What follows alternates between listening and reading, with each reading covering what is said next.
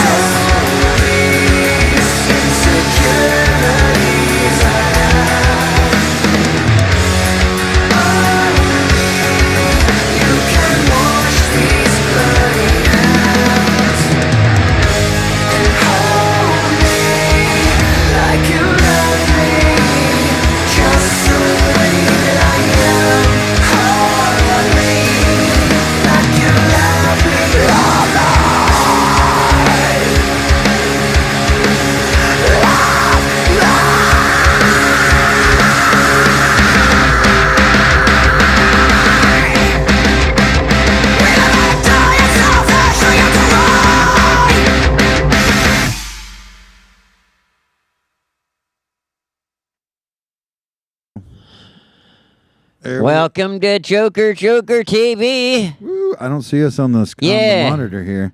I see. We have disappeared. I wonder if Iylene forgot to put the batteries in. No, it was a good battery when we started. It was a good battery when we started. I don't know what happened. But what episode? This is 118. Episode 118. Yeah, welcome everybody to the show. We've got a... And this is... I hate to break this to you, but this is going to be the last show... There we are. ...that we ever do. Oh, no. In September. Oh, okay. In 2022. You know, when there's a hurricane going on. Yeah. Well, we'll see if the Hurricane Ian, makes it to Athens or not. But we feeling bad for everybody, all our friends in the way of that. Right. And I believe... I just want to say this, my Get out of the friends way. down there. Was the hurricane party worth staying? Yeah. Because we know we're going to see your ass on TV in the next couple of days. Oh, your house all blown up and your whole hair all disheveled and everything. Yeah. And you could have evacuated, but you didn't. But that's because we knew you had the hurricane party. And we're right there with you, man. Well, pretty much, I guess we could put this out there. Like anybody in way of the hurricane and you need a place to go, we've got a backyard and some woods back there. A couple of tents, We got a couple tents that you can come and camp out, you know, and we could have the hurricane party here. Right, yeah, where right it's here safe. in the studio. Absolutely, yeah. So, I mean, maybe this episode's kind of like a hurricane party. Could be, yeah. That would be a good theme for this, too. Yeah. We're going to be talking about UFOs today. Oh my God, dude! Yeah. So and this will give me a good reason to actually say the word Uranus because they haven't launched Artemis yet. No, I know. The 3 dummies are still sitting packed. Yep. They took the dummies inside, completely off the spacecraft. They had to rewire a couple of things here and there. Yep. So we're still waiting in the bullpen on that one. Well, let's see. In the opening there, it just went away. Damn it. In the opening there, in the blind, K is for killer. So that was pretty cool opening. K is for killer, yeah. We opened the show with a little bit of a loudness there. That was really awesome. I was really liking the video, like how the scratches, the animated scratches. Oh, like, right, on the eyes, yeah. Yeah, that's like, well, it was in other places too. That's reminiscent of how they would scratch film, and you would have to go in and scratch what you were doing on every single panel, and that was how they animated some of those scratch. I don't know if you've ever seen stuff like that. Oh, yeah, Riley says he wants to be on the helicopter. Oh, yeah. And fly here, yeah. Well, we're trying to raise some funds for gas right now. Yeah, and you know, it's funny, though, because the guys that we got coming in, get this. Yeah. You know, we couldn't do the helicopter. Oh, yeah. So they did us one better. Or are they coming by UFO? Yes, they're coming by flying saucer. Awesome. Unidentified, yes. Unidentified flying object. Right, yeah. So that's going to be cool. I can't wait to hear about that ride. Yeah, that's going to be a lot of fun. So we're going to have them on for an interview. We also have an interview with Mongo. Oh, man. Yeah, that was cool. And this is a pre-recorded interview, but we did it back when we had that Chris Hughes birthday party. Yeah, that was 8/21. Yeah. So that was August 21st. Yeah. So and you know, one thing that I was all excited about is, and this was just random. Yeah. I had the coolest shirt, and it was kind of like fit into the whole Mongo uniform. Oh yeah, during the interview. Yeah, I look like their number one fan. We're matching shirts today. Look at that. Oh my God! Yeah, how did that happen? Yeah, I didn't even realize. All right, we'll see what's up next. So Riley Weber, we regular on the show, yes, and in the chat. We see you in the chat. Thanks, Riley. Riley teamed Mr. up. Eight's in there too. Riley teamed up with 2 other members of the Joker TV community. We've gotten separate submissions from each of these performers and artists, and then I don't know if they knew each other before the show, but I think Joker TV might have introduced some of these guys to each other, and so now they're collaborating together. We've got Riley, who's in Eugene. We got Mr. 8, who's in Pennsylvania, and then Zacky Sickness, who's also in Oregon, but in Joseph, Oregon. I think that was his location. So these guys are working over distances to get these projects done and collaborating with each other after being on the show. All from their own hermetically sealed remote bunker. Yeah, exactly. And another one, and we didn't have this pre-recorded or pre-planned or anything. What? But MJ Peruganon, the artist that has some of his art in the gallery here. Yep. And has also been on our show quite a few times. Okay, so also the reason for the show getting taken down. Last week. Yes. Okay, so I found out the backstory on this. Okay, yeah. The video that somebody submitted to us, right, that we put on. Yeah. It had some type of stuff, but anyway, apparently it had copyrighted music. Copyrighted music, yeah. But on top of that, owned by like NBC or something like that. YouTube also deemed him too big for our purposes. Oh, for our show, because we only have like 721 subscribers, right? He's like too famous for our show. You don't understand. That video that we showed that came off, right? Yeah. Somebody else posted that on TikTok. And it had, in 1 week, over 155,000 subscribers. Oh my God! Wow. Can you imagine that? 1 week. So, he was seen first on Joker TV like 2 years ago. So that's like a Joker TV success story. Another Joker TV success story. Wow! Yes. Look at that. Well, congratulations to MJ. That's pretty amazing to get that kind of notice, So, hell yeah. All right, well, let's get to what we got coming up next. Once again, this is Riley Weber, Mr. 8, and Zacky Sickness working on a piece that they called Sludge Diver. Sludge Diver. All right. This video is intended to provide introductory information on this topic to the general public. It is not intended as a substitute for professional medical advice. The sludge on the wall surrounds me. Sometimes I feel like I'm sinking, but I'll keep on swimming. Drive on my dreams and my destiny. They will not drown me, pull me down and kill me. They will not drown me.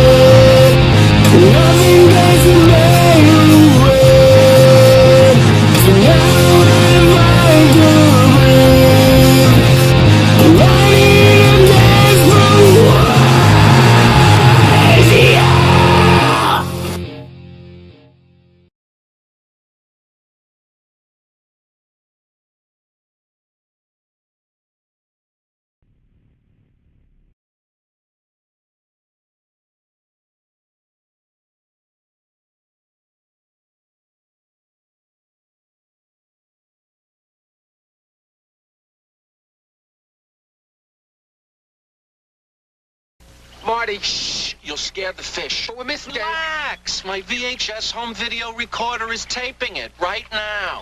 Terrific. Watch. Terrific. But suppose it's over 3 hours. Relax. Panasonic VHS tapes up to 4 hours of sports, movie specials on one cassette. Wow. This VHS is for me. Best catch of the day. Yeah.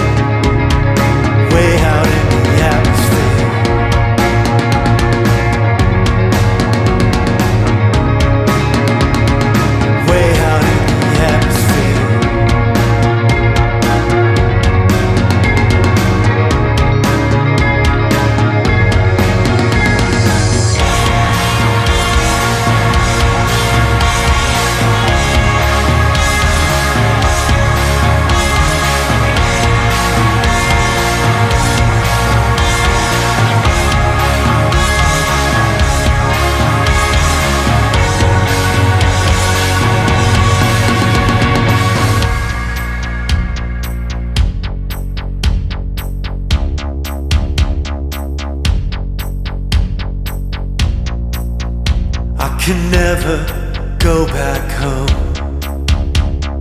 They would recognize me. They would quarantine my soul for fear of death and disease. I can't remember my name. It's all disappearing. I'll just step outside the door and let the atmosphere take me.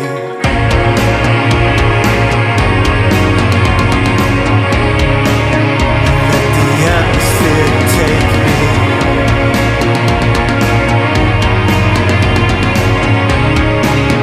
Let the atmosphere take me. Let the atmosphere take me.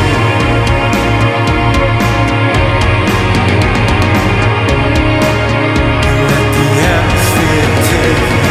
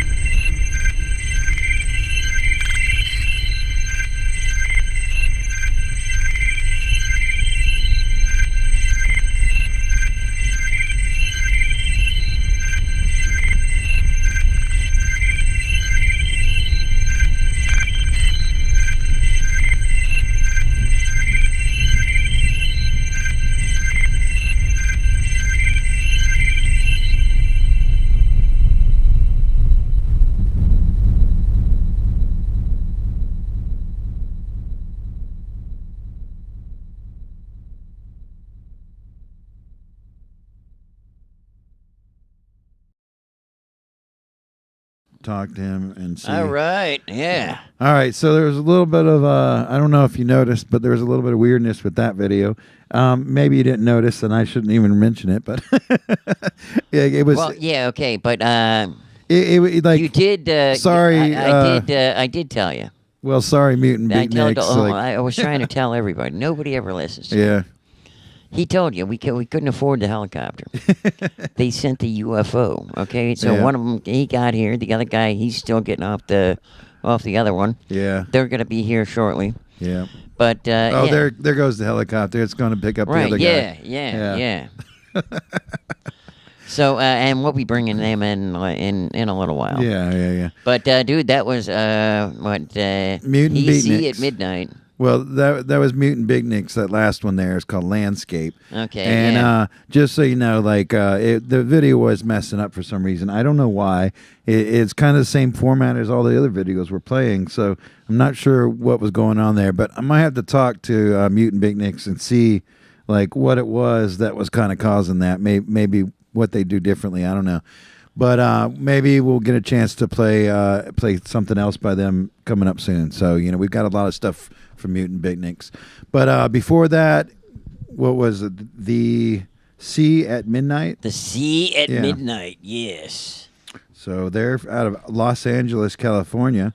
And we've got more to show from them coming up in the future. So that was a really cool piece, and we appreciate them. And I do like sending those. it in. Well, we had that space one, right? Yeah. Oh, yeah. Yeah. That was that one. That was that one. Yeah. Yeah. Yeah. That's what I'm saying. So and that was a coincidence. It was called Atmosphere. Yeah.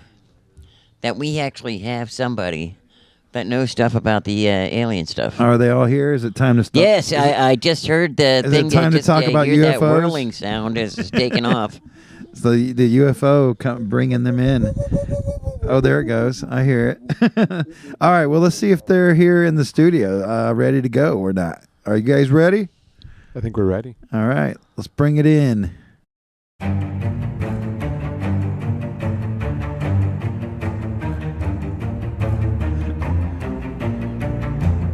You can hear us? Okay. So, yeah, there's a little visions from the outside, an artistic celebration of the UFO and other mysteries. So, yeah, that looks exciting. Yeah. So, welcome to the show, David Metcalfe. Thank you. And also, Tex Crawford. Tex Crawford, yes. Sorry, we didn't know you were coming, so we didn't have your name ready for the little name tag. But I don't get a fancy lower third. maybe we'll make it happen. Yeah, while maybe we're Iylene talking. can make that happen. But yeah, thank you guys for coming in. Thank you. What we saw there, that little tidbit commercial there, was the event that you're going to be doing this weekend, right? Or no, next weekend. Sorry. Yeah, October 9th. October at 9th. the Athens Clark County Library. Okay, and that's the one over on Baxter, right? That's correct. Okay, so if you're in the Athens area and you know where we're talking about, there's a gallery there. What's the gallery called? That I don't know. I guess it's going to be the unidentified fine object gallery for the month or the months of October and November. The unidentified gallery space. Yeah. Bogue? Right. Bogue? Bogue? Yeah, so that was the information I found somewhere. It was the Bogue Art Gallery. They call it the silent gallery too, because a lot okay. of people go in there and study and spend time with the work. Oh, okay, that's nice. Okay, so what's going to be happening at this October 9th event? So the October 9th event, we will, Tex and I will give some brief introductions to the exhibit. Cool. And then we have Greg Bishop, the host of Radio Mysterioso. Ooh. And he's written a book called Project Beta, which was actually one of the first looks at contemporary disinformation being used within the UFO field, within ufology. So that book is fairly well known. There was a documentary called Mirage Men that was based off a lot of his research. Oh, okay. So he's going to be coming into town from LA, and he's going to be talking about sort of the the artistic history of the UFO and the UFO's place in art. Oh, So, wow. That's cool. Like going back into history as maybe far back as like the Egyptian art that kind of featured UFOs or something. Yeah, and kind of talking about, Cool. reinterpretations of it. Was that actually a UFO? Is that us kind of projecting onto it? What does it mean? And then what I think the interesting part is, what do those projections mean, right? Like, what are we looking for when we're trying to see this UFO in these different artworks? And that, so awesome. I had my theory about this. Okay, all right. Because I'm one of them JWST guys. Watching all this stuff, right? But I was thinking about this. Like, what if, like, our whole planetary system was like, I don't know, some like 14-year-old's like science fair project, and maybe he kind of got an F on it, or maybe they haven't judged, and that's why we're getting all these alien spacecraft landing, because they're the judges to see like how far this ecosystem went, It's like, is this 14-year-old's kid of the way the world should work? It gonna work? Right? Yeah. Is it gonna work? And you think about this, right? So everything that we've known in recorded history, this could be like, I don't know, like 15 minutes while they're waiting for the judges to check this thing out. Like our whole everything we've known, So, are there any other speakers? no, it'll be Greg doing a kind of keynote presentation. Okay, cool. And then there will be other folks that are coming in for the event. So it'll be, I think it'll be interesting, just kind of community of people coming in. So it's a gallery showing, and are these all 2D pieces, or what all kind of is involved in what's going to be seen? Sure, I'm going to let Tex. Okay, cool. That. Yeah, if anybody knows Tex, well, I have to put in you guys' links later, because I want people to see some of your artwork. It's like a collective of outsider artists, some folk, a lot of North Georgia folk artists, as well as we've got some artists from Wyoming and Atlanta, and we had one from New York. She backed out last second. Also, I wanted to say that the library is going as far to make a disclaimer speech at the beginning of the show to make sure that that they do not have the same views as some of the things that we're going. We're made them nervous. We don't believe in UFOs. I think they're afraid that the mothership is coming down and is going to be present. But no. Well, several of the artists. I don't know if you guys know Eric Legee, but his father was a old time folk artist from up in Clayton, Georgia. Okay. And he, as an artist, has been around for 3-4 decades, creating art, and he's influenced a lot of the folk art and visionary art community here in Georgia.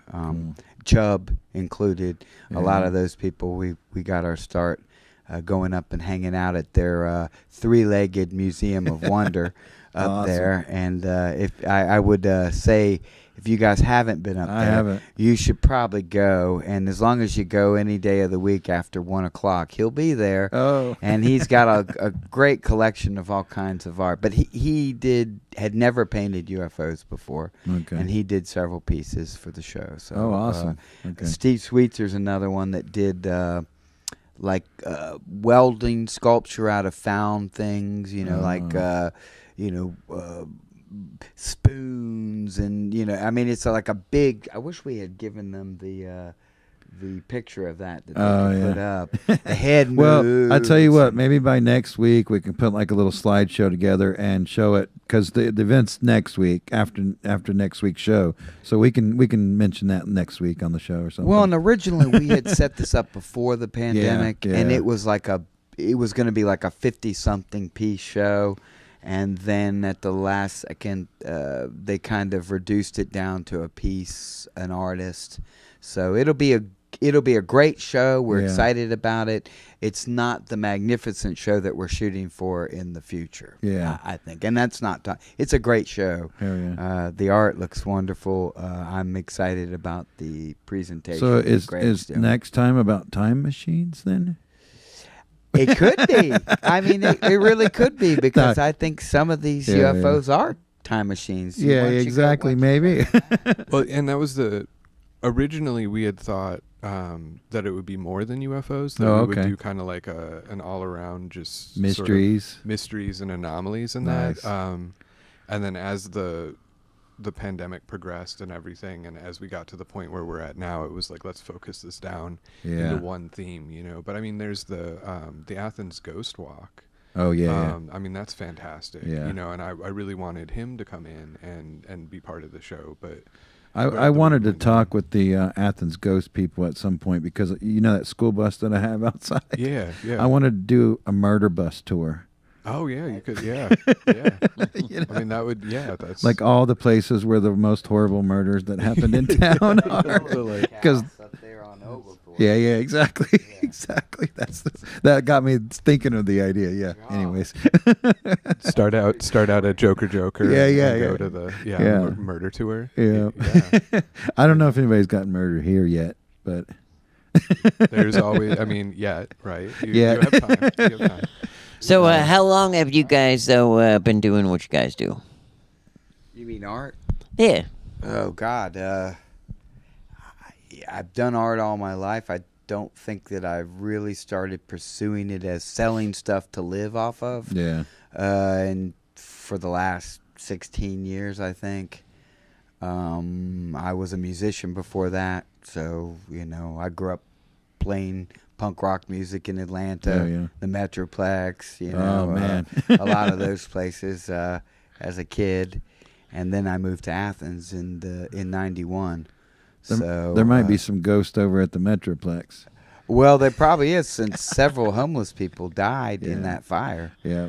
Some people say that Paul Cornwell caused that fire for insurances. Oh, really? I said it on live. You Oh said it no, I live. hope not. But he did get paid for that, so Yeah. I'm steering off. Steering off. As part of the murder tour, or that's the insurance fraud tour? I Yeah, guess? we'd That's have a to take different- everybody to different Atlanta. tour. Well, it could be, Is that insurance both? Yeah. fraud causing murder. Murder. Yeah, it's true. Yeah. I'm sure there's plenty of those. I got, I've been doing art forever. Yeah. And my background is in comparative religions. Oh, wow. And so I wasn't going to pursue that. I went into just an actual real job out of college and started doing marketing Yeah. and realized that I could combine the two and I could just write, and I could do my own thing. So, And so that's kind of where I got into it, was just Yeah. using my business skills to just pursue interesting things. so what type of pieces did you guys put into this show? Like, what do we expect to see from those pieces? My personal piece is on it's just on the back of actually a cereal box. Uh-huh.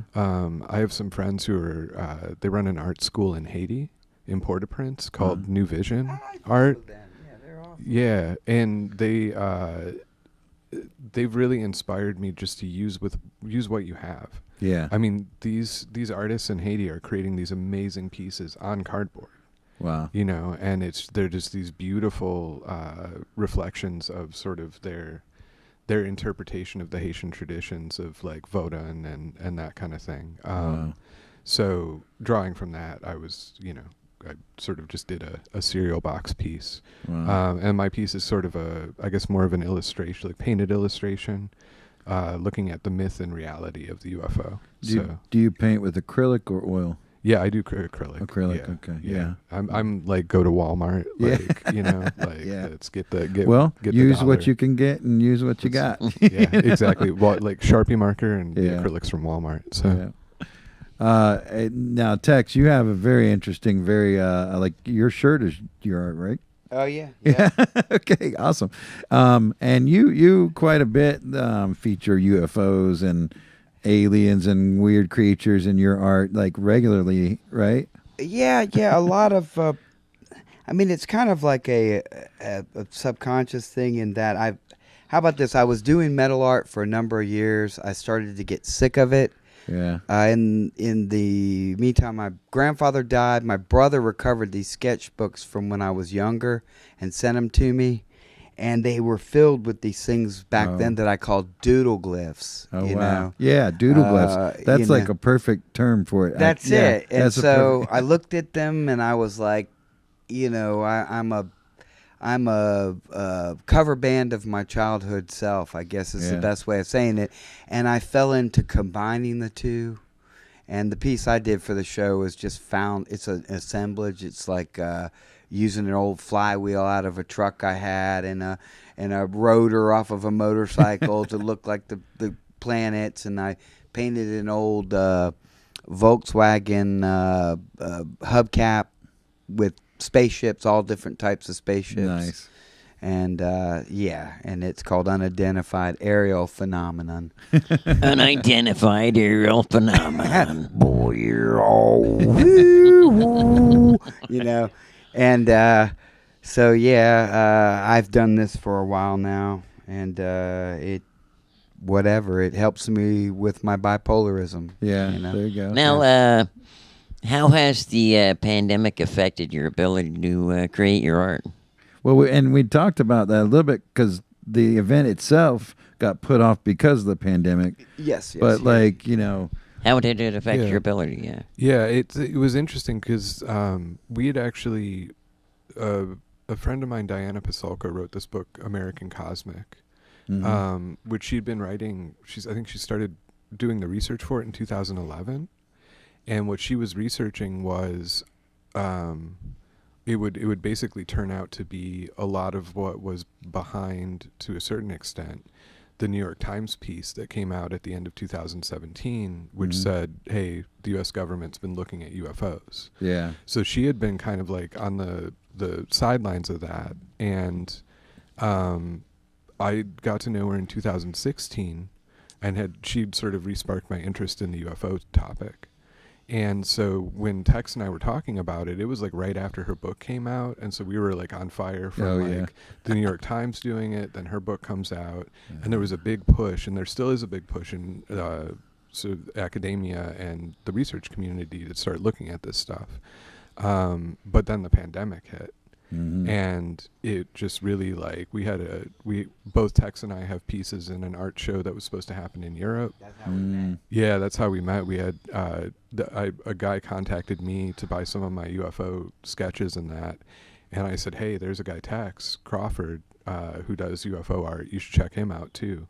And so he bought art from both of us. Oh, yeah. We were going to be in this European show. Pandemic happened, so that didn't go on, and we were going to kind of collaborate our show with that show, and it would be this combined thing. Wow. But it was like, as the pandemic happened, all of us were like, it just sort of drifted apart. Yeah. So this is what we're able to come up with afterwards, and that. But it's exciting to see it finally reach fruition after a good number of years here. Yeah. As an artist, like, how did that pandemic affect? Oh, how did it affect me? Yeah. I'll be honest. My wife and I lost everything. Everything. She got laid off. I built a place, like a 280 square foot place, and that's where we've been living since. Oh wow. Doing art. Hey, I love it. Downsizing like that. Yeah. I had no idea that we would be so happy, but no, now we're looking into getting a schoolie and fixing it up and going on the road and nice. Kind of enjoying it more, reinventing yourself in your 50s. But most of that is because I'm a stagehand too, part of the union. I did a lot of my, probably 50% of my income came from doing that, and then the pandemic happened, so it kind of made me focus more full time on doing that, and earning a living at the same time is like any artist, just delving deeper into yourself, kind of like what y'all are doing Yeah, here. exactly. I mean, exactly like what y'all are doing. we asked a lot of artists the same question because of that, because like, and we find that different artists, of course, handled it different ways. Yeah, we've you know? heard almost every experience because Yeah. everybody's coming from things from different angles, so Yeah. to speak. I mean, sometimes that they just couldn't work. They were just like feeling too traumatized to be able to do anything. And then some artists were like, "Oh, I got so much done," you know. So Now- it's interesting. You know, the question is though, like, how was it coming out of the pandemic? Yeah. I mean, I don't feel that we're really out of the pandemic yet. yeah. I just think it's become the new normal. Yeah. I mean, Right. to be all honest, I mean, you know, for me, I saw things. I know a lot of us did. The pandemic showed us that a lot of things we've been told globally and nationally would never happen. Like pollution would never drop. All these things, and then we saw in a couple of months of China's warehouses being shut down that wasn't so. You know, sea turtles coming back, laying their eggs after 100 years, things like that. So I think at that point we kind of realized that we're the problem in some ways. But you know, for me as an artist, it made me, what I do is trying to do what I do for myself with it, which is create more hope.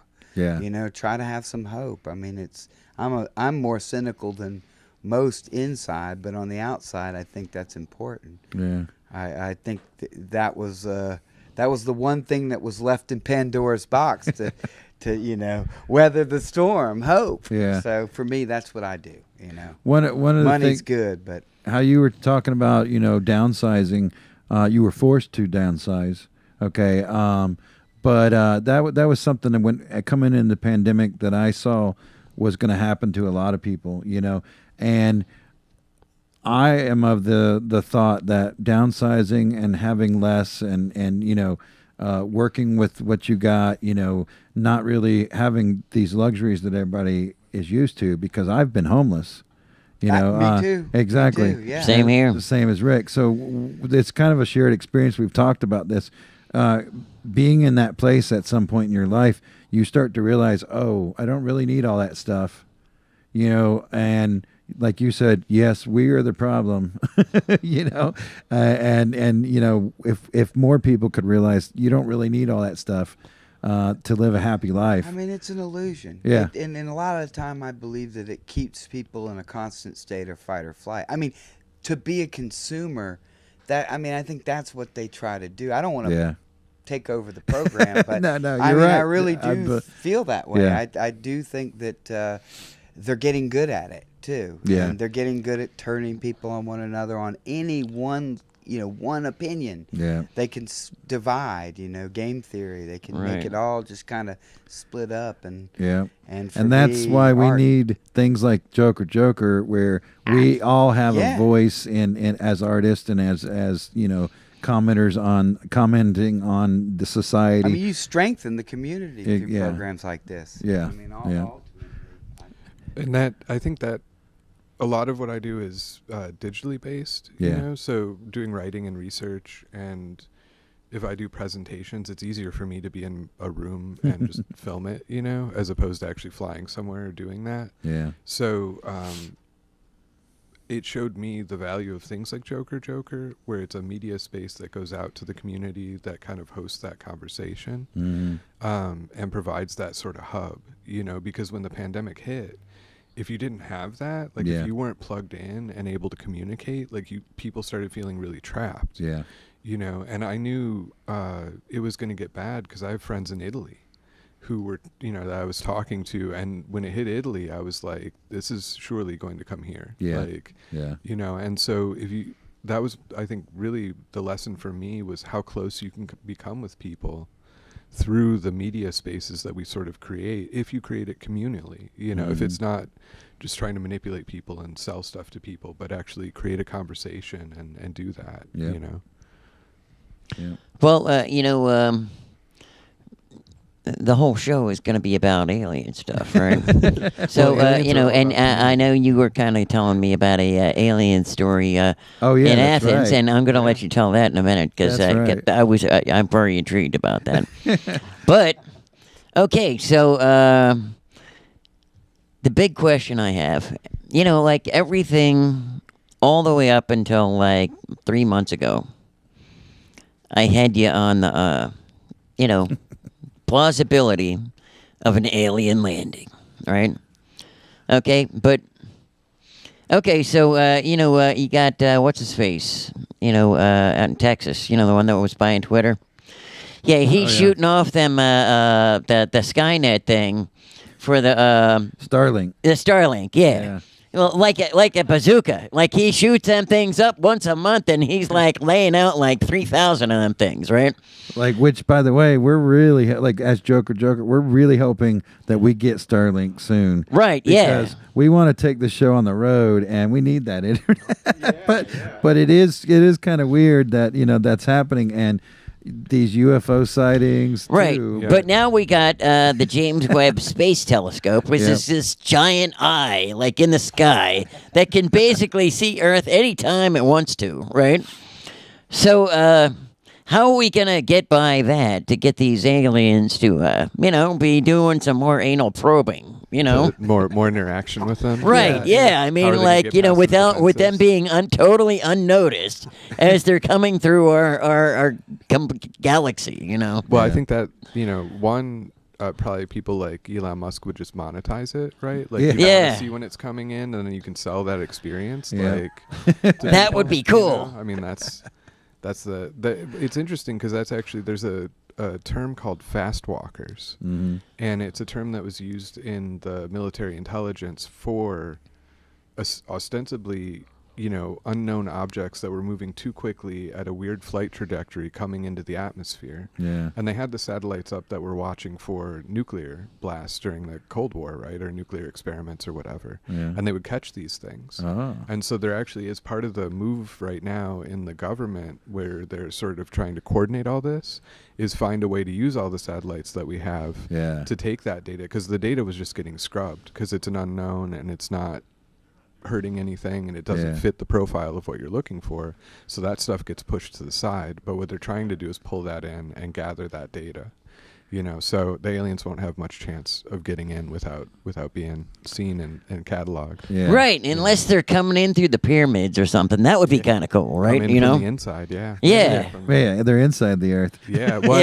Yeah. and that's the thing too, is that we don't know that it's the experiences that people are reporting Yeah. don't necessarily fit with an outer space, idea. Because what we have, and that's kind of the interesting thing for an art show about UFOs.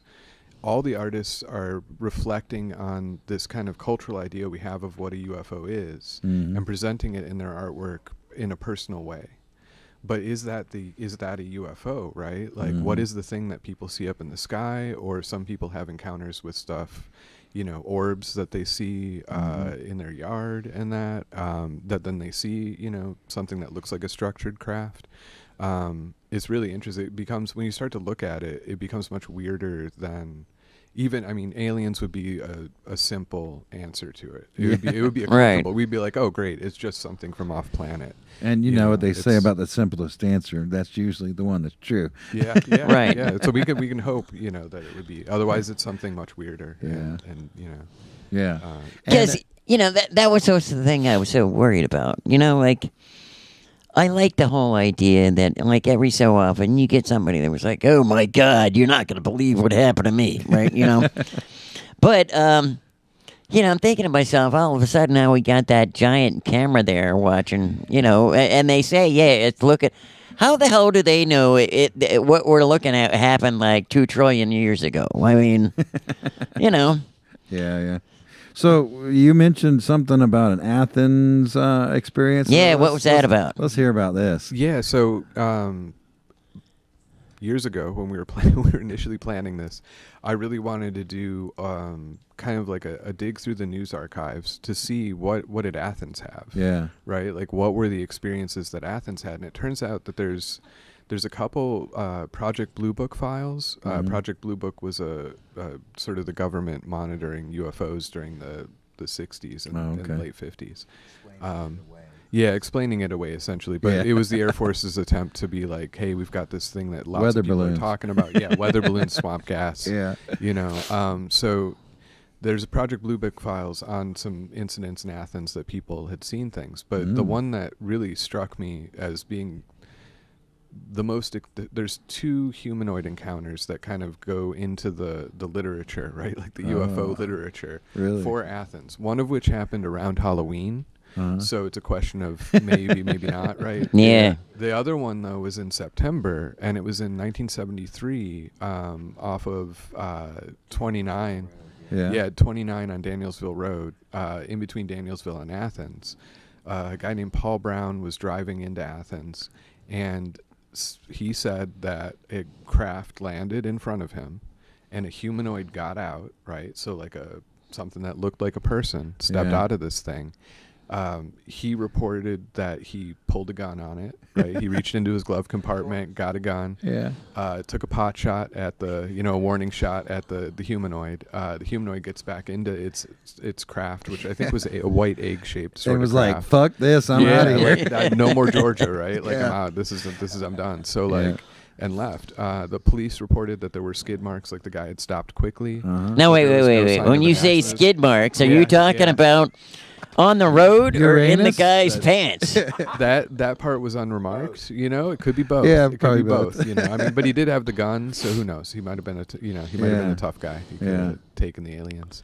But that's, it's interesting that 1973 was actually written up as the year of the humanoids because there were so many humanoid encounters throughout the United States being reported. So Athens has a place in the year of the humanoids. Well, that makes me think of 2 things that it would be interesting to research. Is one, the movies and the entertainment of that time period. Yeah. When there was more humanoid encounters. Would that be a factor in that? And then 2, is there a difference in the visitations in our country where everybody has guns and other countries where they don't have guns? Yeah. That's a good. That's a good question. It's interesting. Some of the reports that have come out now since the New York Times piece are about military encounters. And so.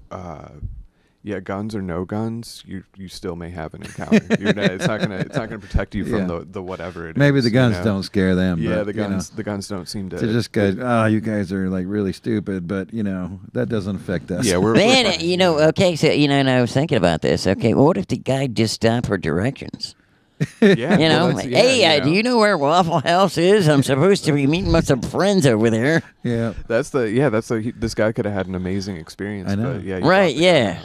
I'm interested to know if anyone knows Paul Brown. Yeah. Or is a relative of Paul Brown's. If there's, and that's one of the interesting things with stuff like UFOs or ghosts. Is this or somebody any of that's dead a long time ago, or 1973? He was, however old, right? Like probably like in his 30s. Now, we're not or talking 40s. about the same Paul Brown that was our congressman. No, it's not Congressman. Because I kind of did think that he seemed like he had some type of alien stuff going on. I wasn't sure. something wrong there? Yeah, so and that's what's interesting about looking at this stuff locally. If you look at it locally, you still have a chance to talk to people. Oh, sure, yeah. And you actually can meet people that have actually had those experiences and figure out what's the level. Athens also had 2010 and I want to say 2013 maybe. Really? But 2010, 2013 there were cattle mutilation case. Oh, really? Right outside same farm. Right outside of Athens. Not just cow tipping. Wow. Not just cow tipping, but anuses removed, like tongues removed, lips removed, like. Now, I wonder though if, because now I'm no expert in the alien department, or I haven't really met that many people that have talked to anybody that has had some alien experiences or not. But I'm wondering, like, did anybody ever like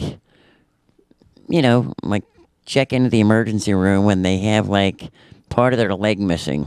Oh my God, you're not going to believe what happened. I got abducted by aliens. They bit part of my leg off, and I managed to escape somehow.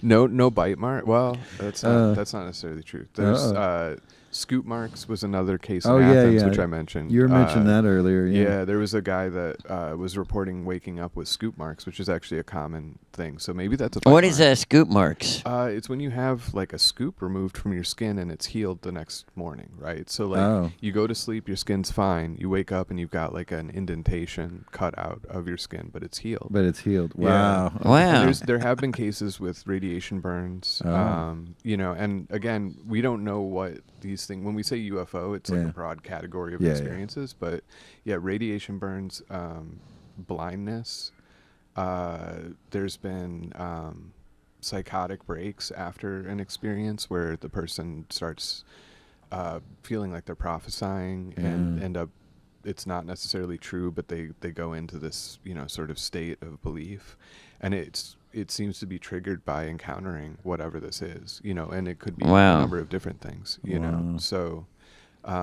there's Diana Pasulka's book, American Cosmic, is about people who have had experiences and made patents off them.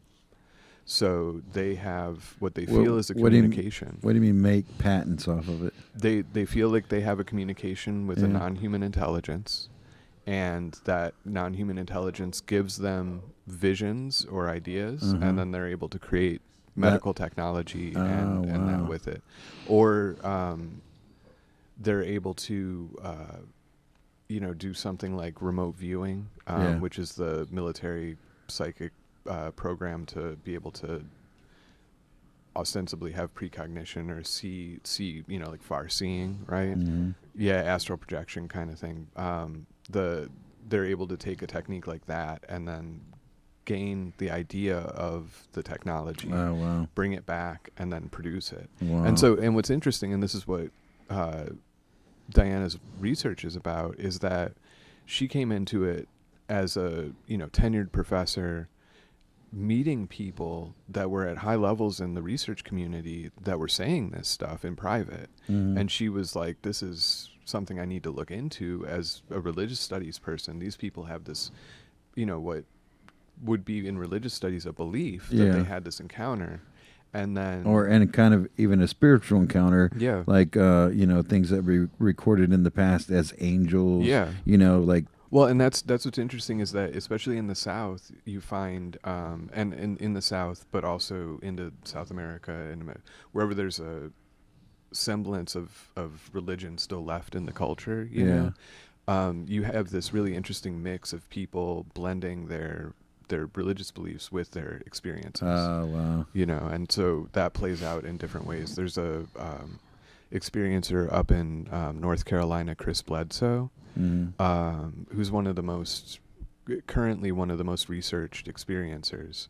And he's had healing experiences where people will come to his property and get healed. He had Crohn's that was actually healed from his experience. And this stuff is all documented, you know, and so it's just really interesting because it's not, again, there's no answer. Like, we don't know what it is, but there's people all around the world that are having these experiences, some of whom are turning it into technology, some of whom are, having experiences where people get healed and it's testable, you know, and scientists and researchers are just now kind of being given the okay to start to look at that more publicly.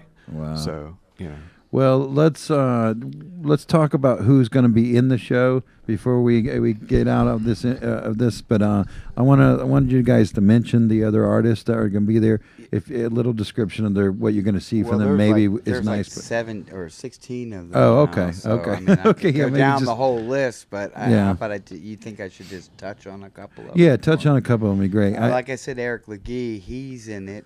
He's had several sightings himself living in North Georgia, but he's never done art about it before this show, which is really, really that's cool. intense. And he's one of the people that the High Museum actually has some of his work when he was younger. So he's a well-documented artist, as well as some of the old-timer ones like Charlie Dingler, who's, he's been up in the hills forever doing art.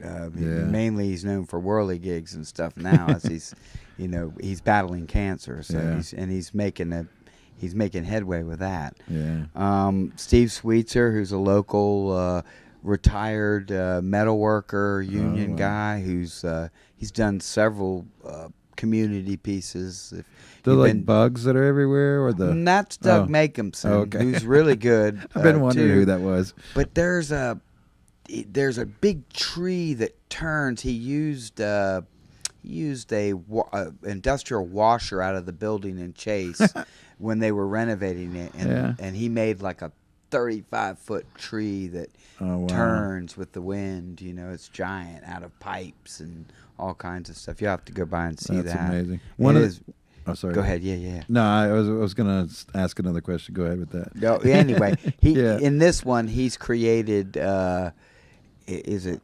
Akhenaten, which would be King Tut's father. Okay. Oh, wow. And it's all out, like I said, it's out of found pieces. He just went around thrift stores and junk hunting and put together all this metal. It stands about 5 feet tall. Wow.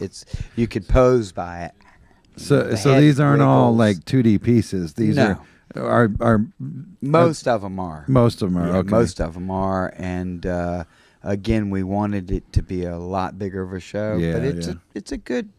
I think it's a good opening to what we want to do over there. We'll see if the torches come out and they chase us out of town. But I think it'll be good. I think it'll be well received. I recognize one of the names, Johnny Gordon. He what did he do for the show? He canceled. Oh no, Johnny! Yeah. Johnny is I've known Johnny since I was 16. We grew up skateboarding together. And he used to do the art for a band I was in in the 90s here. Okay. Several of them. We had oddly enough, our first EP was Alien Chimp EP. Oh man! And he did the breakdancing Alien Chimp on the thing. He's done. He's well known for the costumes. The costumes that he makes. We have a big parade here in Athens that happens every October, and I think it's a Halloween parade. Yeah. He'll come out with the biggest sculpture. Cardboard made out of cardboard and duct tape and spray paint. That's all he uses, and he makes. I mean, it's a massive sometimes. My favorite that he ever did, he redid Eddie from Iron Maiden. Oh yeah, I remember that. Oh my God! And it was like and it all rested on his head. So he's walking around, with this giant. I mean, we're talking giant. Yeah. Kind of like a Wayne White. Yeah. Type thing going on huge there. Yeah. Puppetry, kind of like everything. Yeah. He's an amazing guy. Yeah. I threw his name in the hat because I love his work, and he hadn't been doing art lately, and I thought that this would be a good way to light a flame under him. I didn't mean to call him out on the show. I'm sorry. No. He's a great guy, and he works hard. Yeah. He works hard, so he wasn't feeling it. And there's no hard feelings about that. I love Johnny. We do too. Super talented guy. I keep coming back to the alien thing. Yeah, this show could go for 3 hours. I know. Just real quick though. Yeah. I was thinking about this. Okay, you said some of these people actually got smarter. One person got healed of Crohn's disease, right? I wonder if that was in exchange for the anal probing. Is that what it took to get healed? That's a good question. Yeah. Is it like a quid pro quo kind of thing? Yeah. We'll get a little of this, you get a little of that kind of thing. Maybe. Hopefully, hey, I'm about to make you smarter. Brace yourself, Effie. He's going in dry. One of the things is they found is if you focus on them, a lot of times you'll have an experience. Right? Oh, okay. So you're calling them to the. Yeah. So I'm just saying. Yeah. You could that might be a thing. Yeah. And find your answer. You could be like, hey, there's an anus over here. Yeah. That needs probing. We're coming back in our other form after this broadcast. Yeah. All right. So one last time, let's talk about where this is, what day it is, and how can people find you guys if they want to buy your art? That's what I want to know. It's a month-long event, right? It's 2 months. 2 months. 2 months. All right. See, yeah, I didn't know all that. But Yeah. let's talk about that. October 2nd to Yeah. November 22nd. Oh, okay. It will be in the, what did we decide? It was called the Bogue Bogue. Gallery, Okay. or the Silent Gallery. It is on the 2nd floor of the Athens Clark County Library, right by the computers, kind of in the back front. Okay. And I'm sure that there'll be signs and And stuff it's a like free that. thing? Completely Okay. free. There'll be some historical ephemera, so magazines, cool. stuff from the 50s, contactee things that were published in Georgia, Yeah. some magazines that focus on there was a UFO wave in Georgia in the 60s Oh, wow. and 70s. So some stuff on that. So yeah, there'll be the ephemera, the art, and October 9th, 3 to 5, we'll be having the reception and the opening. What day of the week is that? That would be a Sunday. Okay. So, all right. yeah. Awesome.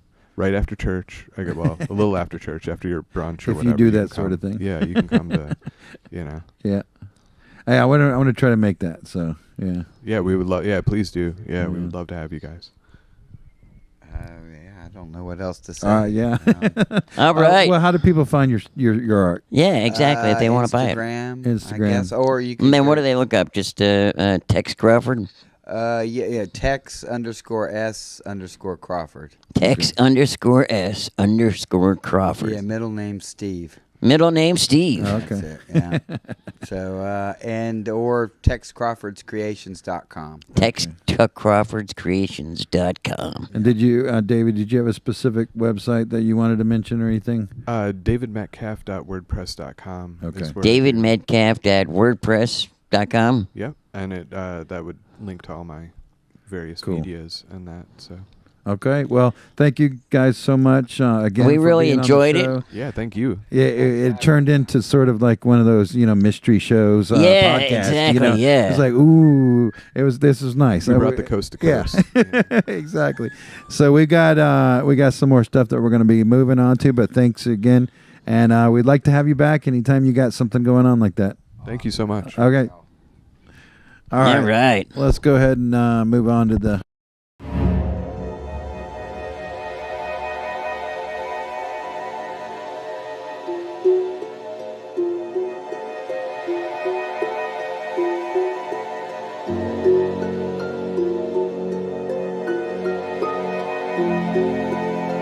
I want to go for the demonstrations and the maybe we get to meet somebody that's been Anally probed, yeah. Yeah, you could be like, I've been anally probed. All right. Well, okay. So we up next. We got Riley okay. Cardoza. So, Okay. you remember Riley? He submitted something a couple weeks or months ago. His first piece that he ever put out, his debut piece. He's 16 years old, and I think from California. Right, area. and he was hoping to make it home from school by bus. Just to capture the whole show. Yeah. So if you're watching right now, we can't wait to watch what you got going next. Oh yeah. And then after that, we've got a piece by Tim Kaiser, who this is really cool, talking about aliens and UFO pieces and stuff like that. His pieces of these things he makes, these musical instruments that he makes, they look like UFO technology. You remember that? We saw that yesterday. Oh yeah. Yeah. So pay attention to that video. It's called November 15th, 2016. So I guess that's when he recorded this. But all these pieces that he's using in the performance is stuff that he has for sale on his website. And they all look like they're alien technology built with weird junk pieces and stuff like that, lights on it that flash and all And sorts we of- know he was definitely not anally probed, because if that was 2016, that would be illegal, and they would have arrested the aliens for doing that. Yeah, so. Exactly. All right, so let's move on that, and after that, we're going to have some Mongo stuff going on, and we'll be back in a little while. Oh, cool.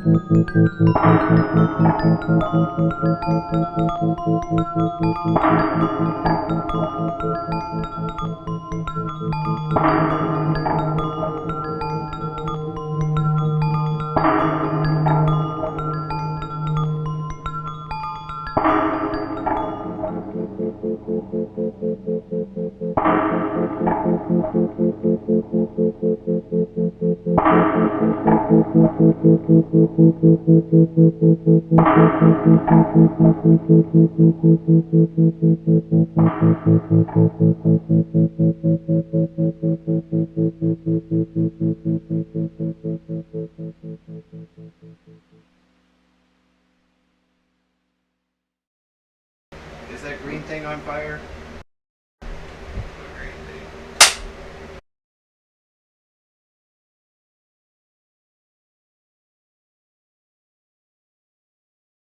Well, welcome back, everybody, to the special edition of Joker TV's birthday, Chris Shoe's birthday bash. Happy birthday, Chris! Woo! Awesome, and we are here at the Joker Gallery, and we are with the one and only Die Hard Slaughter Records, Mongo. So and so I've got with me Mark, Jason, and Mike. So how long you all been playing? Jason and I have been together for like 5 years playing, and we've been through a string of bass players. Mike has just recently joined us, like a couple months ago, 3 months ago? Yeah, 3 months ago. And it's been great so far, having Mike. He's got a lot of energy, so I got to keep up. Oh, yeah. Well, you guys really jammed it out. I mean, it was just awesome. So tell me, what gives you your inspiration when you're playing, man, when you're coming up with your music? Mainly just being stupid, being an idiot. We try and write the music first, and then I just sing noise until words happen. So most of the time, some of the songs actually put some thought into, but most of it's just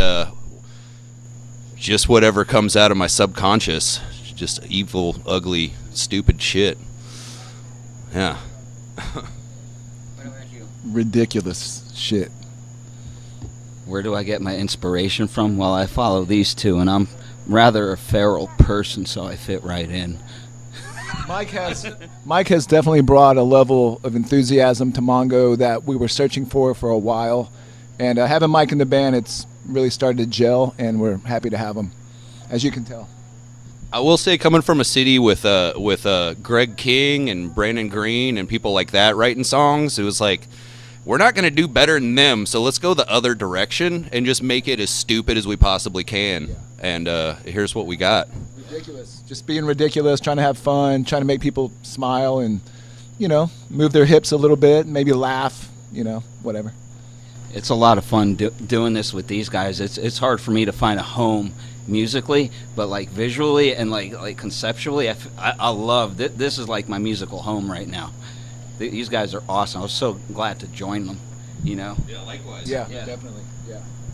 Tell me about, I know you guys got some stuff coming out on Die Slaughterhouse Records. What do you got going, and how'd you come up with the name of that? That one's cool. I actually don't even remember how that name came about. When I graduated high school, me and a dozen buddies moved into a real shitty giant house. It was like a 8-bedroom house. I think there was 12 of us in there. And we started doing shows, and we put Die Slaughterhouse as the venue on the flyers. I want to say Colin Me from Deer Hunter came up with the name, but he also denies being the person who came up with the name. I don't know where the name came from, but when we started putting out records, we just used the house name as the record label. The first release, the Black Lip 7-inch, was just their self-release, just using our house. And then me and the guitarist Ben took it from there and started doing friends bands and just seeing how far we could go. So, do you guys have anything coming out? Coming up? Secret stuff, just between us and our Joker TV fans? As far as Mongo or as far as Die Slaughterhouse? Both. Both. Mongo's got some cool shows coming up at the Earl. We're playing with Sick Thoughts from New Orleans. It's going to be a great show. And then we're putting together a Halloween show for 2022 at Boggs, which is going to be over the top. Costume party, Halloween costumes. It's going to be a lot of fun. So lots of surprises for the Halloween show. It's going to be epic. Yeah. Working on a So new, where is that again? The Halloween show is at Boggs Social and Supply. It's in the West End of Atlanta. Now, do you know what time the show is going to start? Still a little far out to give a exact time. I would say dusk. So you might want to get there early and camp out, because that show is going to sell out quick. Yeah, especially on Halloween. Yeah. Also working on, we got into a second video we're working on with Chris Shue. So we've gotten, I'd say, about like half of the shoots we need, and so look for that in the future. It's gonna be pretty sweet. Now, if some of our friends from around the world want to, check your music out, maybe buy some of your stuff, how can they go about that? Well, you can always buy the physical copies at you can order them through me at DieSlaughterhouseRecords.com or ask your local record store and have them, if they don't have it already, hit me up and I'll get it out to them. We've also got stuff on Bandcamp and YouTube and Spotify and all the streaming if you're not into physical media. We're trying to get as many bases covered as possible. Now, what's your Bandcamp again? I think it's Mongo ATL. I think it's Mongo. I don't know. Mongo _ATL or something. But it's you can go on our Instagram, which is Mongo _ATL, and there's a link there. And also, you should get that Mongo 7-inch. We only pressed 11, so they're going fast. We sold 9 of them tonight, I think. Yeah. Yeah. Okay, so these are exclusives, actually. Yes. Yeah, collector's item for sure. Yeah. Well, we have to press them by like chiseling them, each note. It takes a long process. time. It's a long process, yeah. So, 11, but we hope to get at least 13 by the time we're done. Yeah. By Halloween. By Halloween, we'll have 13. Yeah. Have we gone aluminum yet? Yeah. Have we gone? We have. What's the sales for aluminum? We're at Bark right now. Bark. We're okay. at Bark. Yeah. Yeah. Yeah. 9 is Bark, so we're at Bark, and we hope to get to plastic soon. Plastic. And then double plastic. Double plastic. Yeah. So, I've been asking all the artists. Seems to me we had this, pandemic thing that was going on over the last couple of years or so. How has that affected your ability to create your art, your music? Well, it's hard to do live shows when you're not allowed to congregate, so that was a bummer. Me and Jason stayed pretty steady practice. So we didn't practice as often through it, but we'd get together like once every month or two and just kind of keep it going. Yeah, we were, basically the whole trip was there was that moment in time where no one knew was live music coming back, right? And we were all like, oh crap. They were like, hey, we're just going to do it for us. This is fun. Let's keep doing it. And then once it like kind of broke and live music came back, it really got us stoked again and, obviously started picking up steam again. So we're happy to be back. I wasn't in a band at the time. I was, I'll just say I was living in a cave and just making music at home. I was about to actually make an album when the pandemic hit, so that came to a halt, and it's aside from Mongo, but I'm still working on it. But this is priority for now, definitely. Any plans for monkeypox? I think we've already got it already, so I think we're good to go. Yeah. Well, that's going to be our third album. We're writing it right now. So Monkeypox will be out in 2025. We're going to make 15 of those. Yeah. Is that before or after rabies? I think they're related. Are they? Yeah. Oh, It's like monkey rabies. Okay. Yeah. It kicks in when we play. Yeah. We're solid. Now, here in Athens, we've had a few people that have actually caught the turkey pox as well. Right, yeah. So, any plans for turkey pox? We got Thanksgiving coming up, I was gonna say, yeah. We don't gotta think about that till November. We still got Halloween to plan, and then we'll get to turkey pox. I think there's like bat scabies or something that's first. Yeah. There's a hierarchy, one at a time, So, we really appreciate you coming out and doing the show, and we can't wait to see your Halloween show that you got coming up and all the other stuff. Yeah. Thank you. Yeah, we had a great time. Thanks for having us out. Yeah. Awesome. Well, I think that's about it. So back to you. Oh, wait, hold on. We've got breaking news. Happy birthday, Chris Yu, and thank you, Joker TV. Thank you, guys. Thank you. Happy birthday, Chris. Thank you, Instant Smile and Rat Babies. They scared the shit out of me.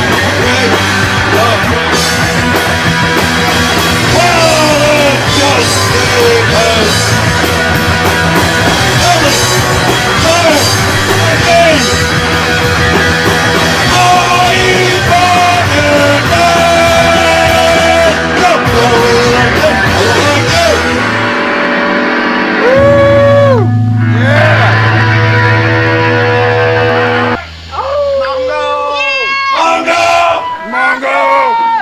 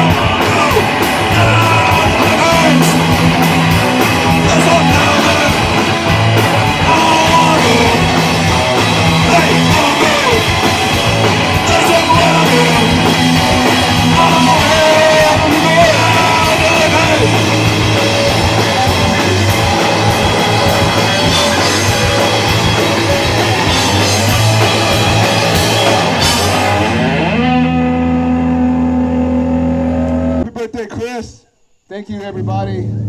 Thank you, JOKERJOKER Thank you, Instant Smile. They were amazing. Rat Babies. God, I got so depressed listening to that. It was awesome. Hey, Rat Babies. I will be seeing you, my therapist, Bill.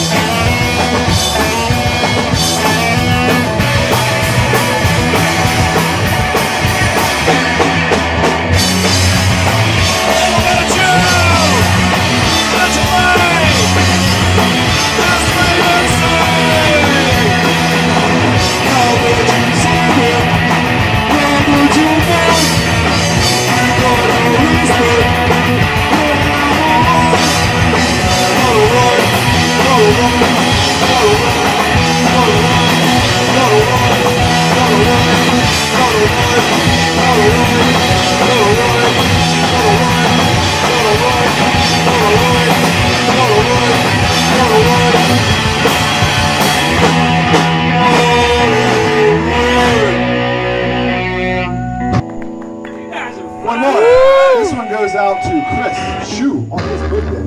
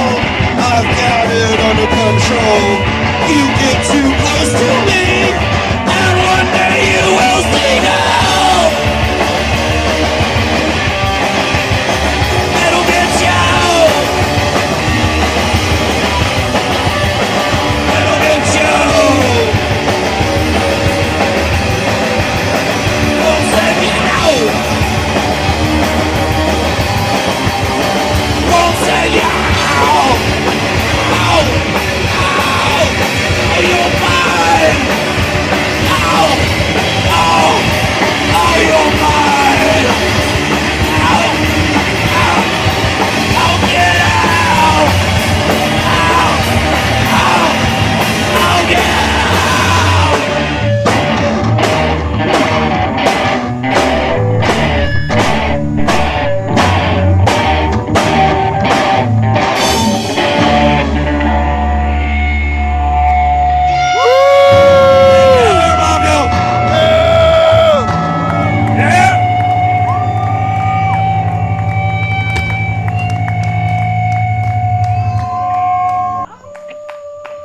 Thank you.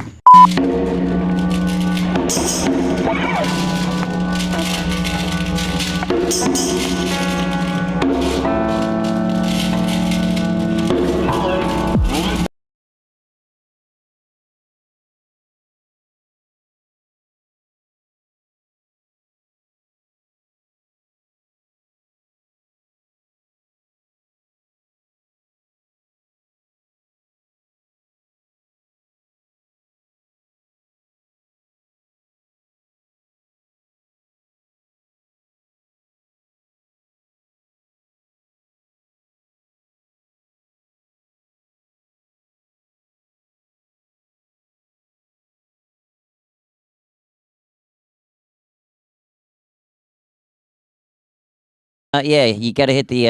All right. That should maybe. It's something's happening. It's all dark in here. Oh, is our camera? Is the camera on? I don't know. Hold on, let me go check. Oh, I see. Next. Okay, so hold on. I think the camera maybe went off. Like that was a pretty long interview. You know, there should be a battery right over there. Right. No, it's on. Oh, it is on? Oh, well, maybe we should check the live stream. Let's check the live stream to see if we're on there. Can you guys hear us, everybody in the chat? Yeah, we are. Okay, so they can't see us, but they can hear us. All right, so we had a little, right after the interview, there was a, something happened, and, oh, there we are. You can see us now. Something happened, and our producer in the background, T.Chodd, Mr. T.Chodd, had to take off suddenly. So we're not sure what's going on. Hopefully everybody's okay. Right, but the other two guys that we had here, Yeah. they were talking about alien abductions. Yeah. And they both did leave in a spaceship. There was two of them that came, one and then the other one. Yeah. So that was kind of cool. So we had an encounter. An alien encounter. Yeah, yes. like he had. I forgot what the term was. There was a term that he was saying in people that had encounters or something. They called them something. And I was going to ask him more about that because it was like a term that I hadn't heard before.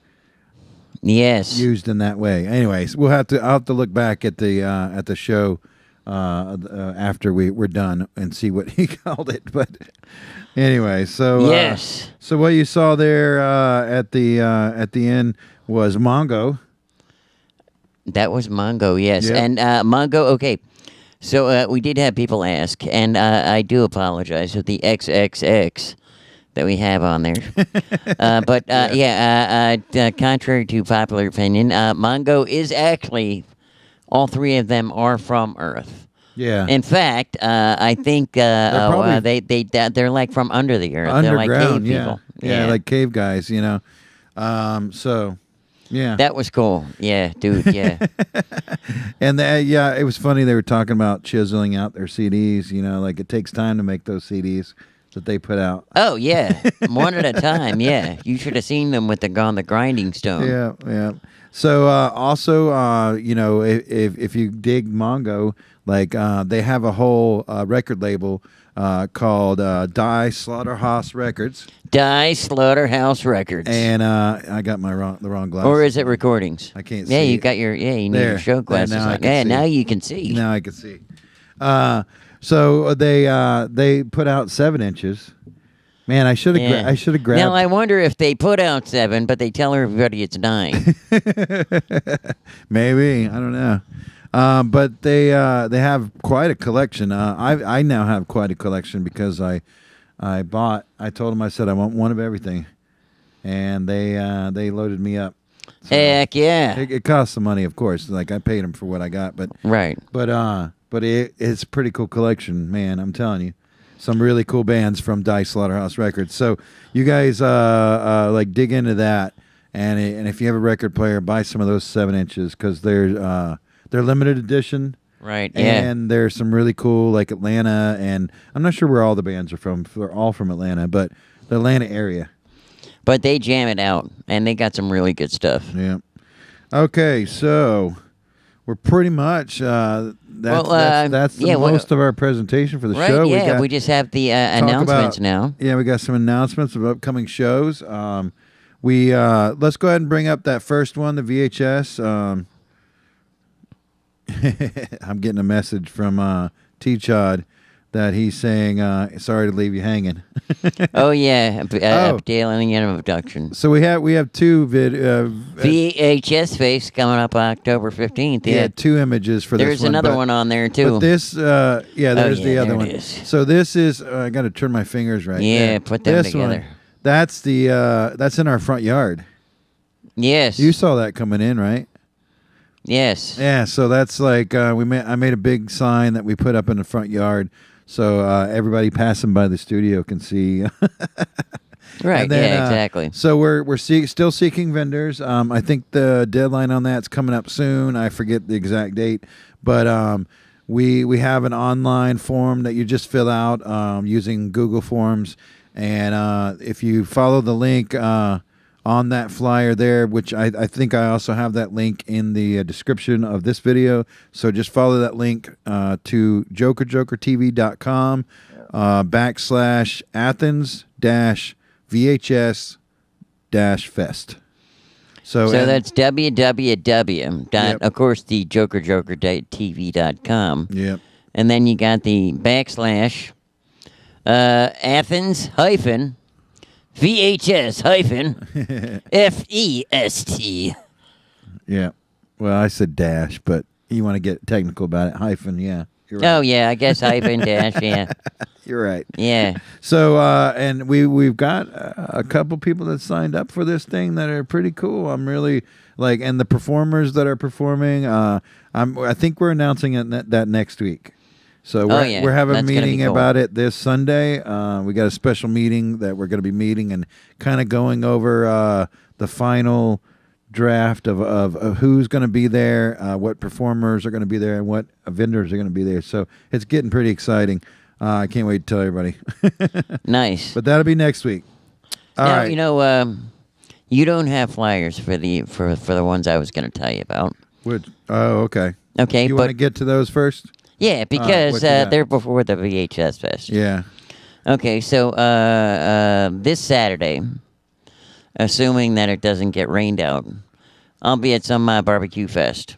Oh, yeah. Which one is that? The one in Atlanta. Oh, okay. And I have no idea where it is in Atlanta. I just know that that it opens at 12. Yeah. And that you can buy some all-you-can-eat pass. Oh, nice. And I'm kind of building up, getting ready, because I want to see how much all-you-can-eat I can eat, Yeah. So I will definitely be there.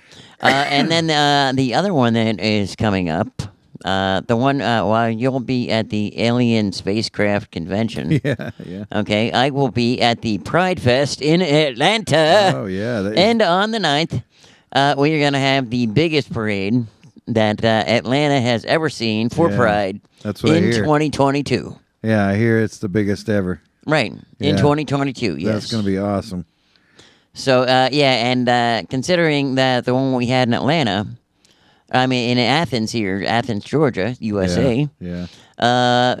they were expecting 500 people, and 3,000 people showed up. Nice.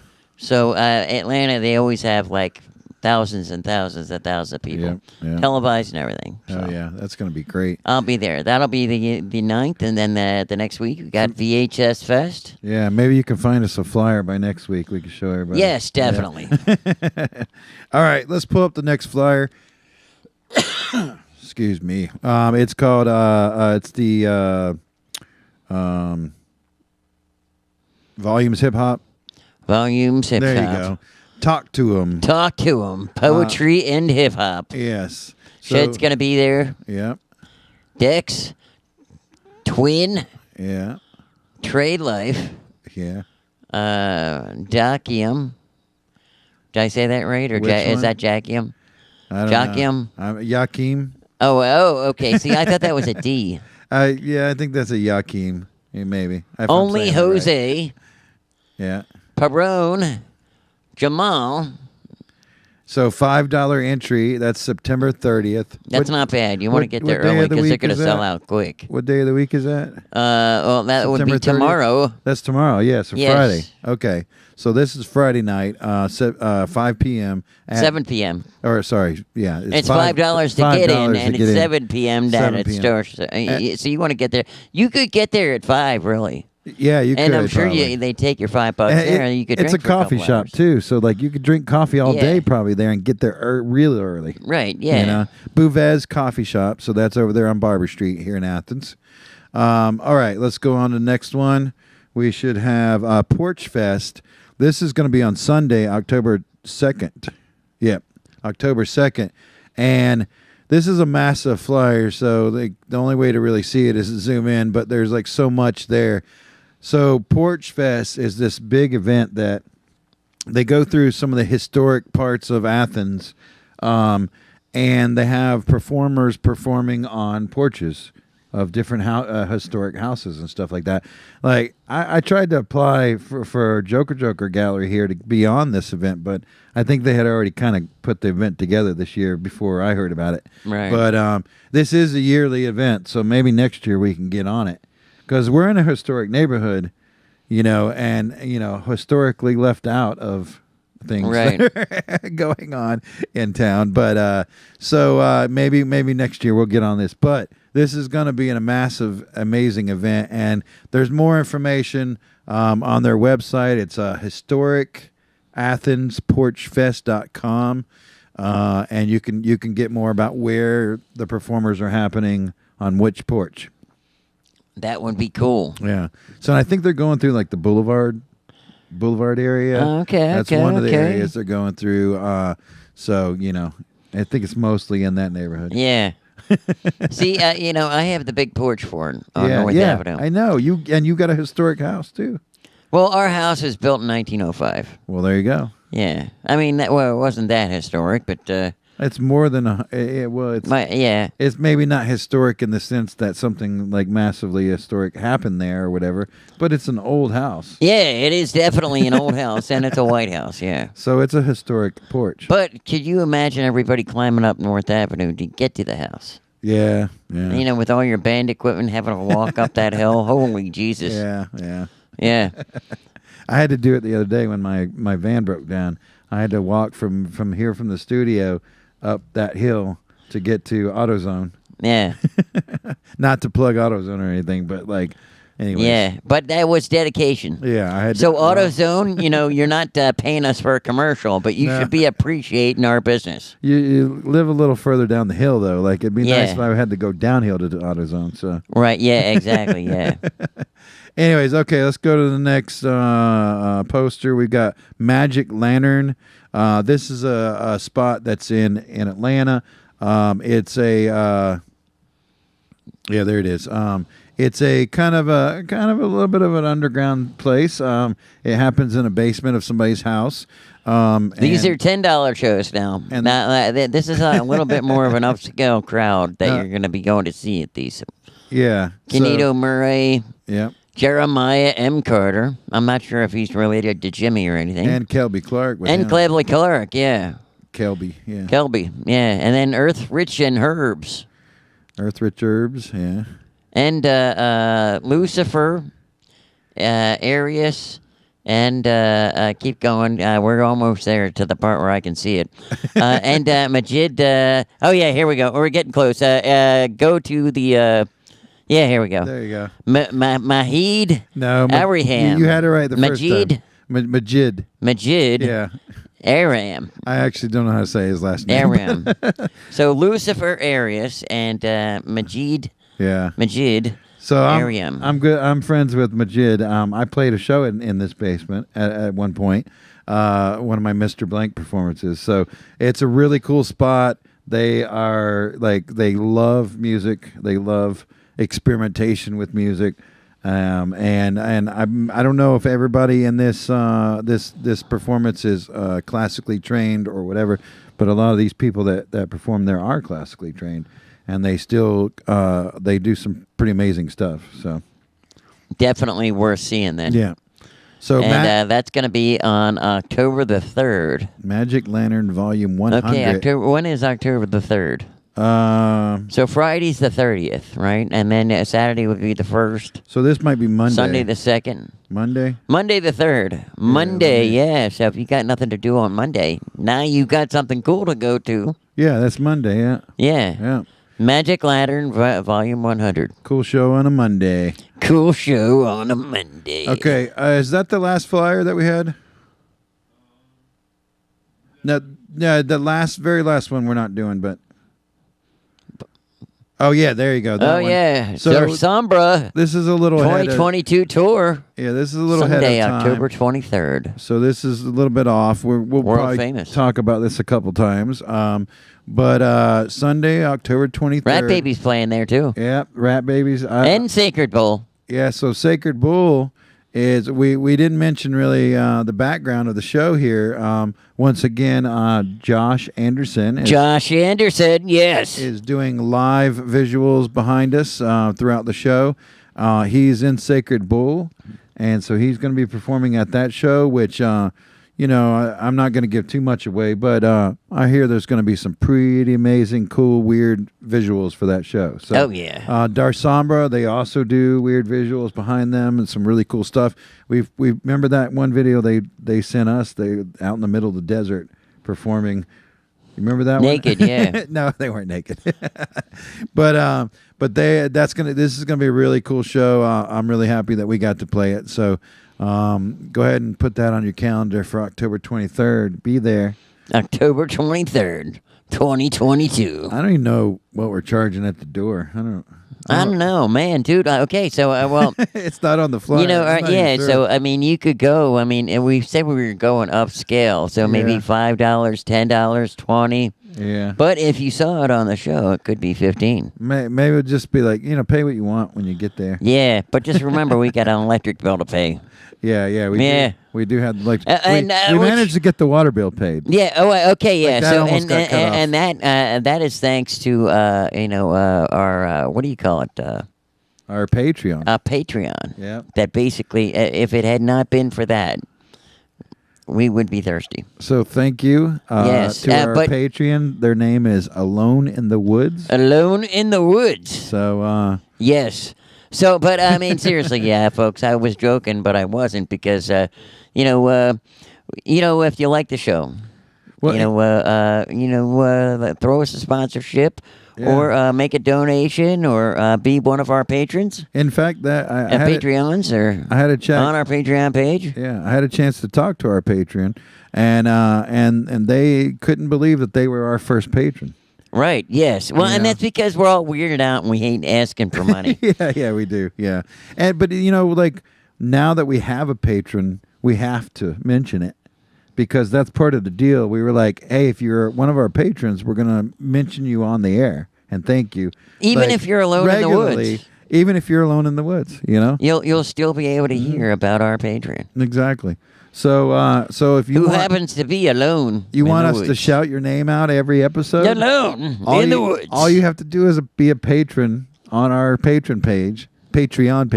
Patreon, yes, yeah. And then we'll talk about you on the show. And you notice you see we're wearing some really cool Joker merch TVs. Yeah. Branded shirts. merchandise. Right, here. and his is a little bit different color than mine, although it looks all weird, because we're different, right? Yeah. But we got all sizes and everything, and they'll ship them right out to you. Yep. And all of that goes just to help keep the lights on and keep the show rolling. Yeah, exactly. But in the meantime, wow. So, okay, we have quite a few people to thank. We want to David Metcalfe and Tex Crawford, who was here as our guest. Thank you so much. Giving us all of those amazing alien stories. And some of the great art that they are doing also. And anybody in the chat, let me know. Like, I think we should have a regular sort of like... Right. I was having an out-of-body experience as we were talking about it, too. I think we should like do a regularly occurring segment where we talk about the news of the weird or something like that. But I am so glad. And David's got the voice for it, too. Maybe we'll talk him to come back every time. Dude. Because, all right, when he was talking... Yeah. You know, sometimes I'll be listening to those late night shows where they're talking about that That's stuff. what I'm talking about. And I'm telling you, it sounded like his voice. He was like, yeah, there's, aliens in the fucking... And it's just like, it had that quality to it that just... And then when he told me that basically all of a sudden some of these people got cured of Crohn's disease, I was oh my God. Yeah. So if you happen to be abducted, or you're going to be in the near future, believe me, quid pro quo here. Anal probing for some brains and some Crohn's cures. Exactly. Yep. So let's see. Once again, thank you, Josh Anderssen. I wonder if they take insurance. Thanks for being on the show and providing the background, and here at the last minute, like helping us run the production side. Right. T.Chodd, who had to run home really quick or something. For an emergency, yes. Apparently an alien abduction of some kind. Maybe he had an emergency in his pants. Exactly. Because he was talking about skid marks. Oh, yeah, that's right. Yeah. Let's see. Who else do we... Oh, yeah, this guy over here, Ricochet. And our one and only Mr. Mux Flank. Yep. And don't forget Iylene Burmax. Oh, yeah, Iylene Burmax. Thanks so much. We wouldn't be able to do the show without her. All right. Is that everything? You're supposed to be serious about that. Sorry. We don't want to offend women. She's been an awesome intern. Yep. I'm sorry, Iylene. He's not laughing at you. We're laughing with you. Sorry. You got to know the inside joke on that, Yeah. Should we give it away at all? No. All right. I'm sorry, Iylene. Yeah. No sorry. disrespect. Sorry, Iylene. We care. All right, we do.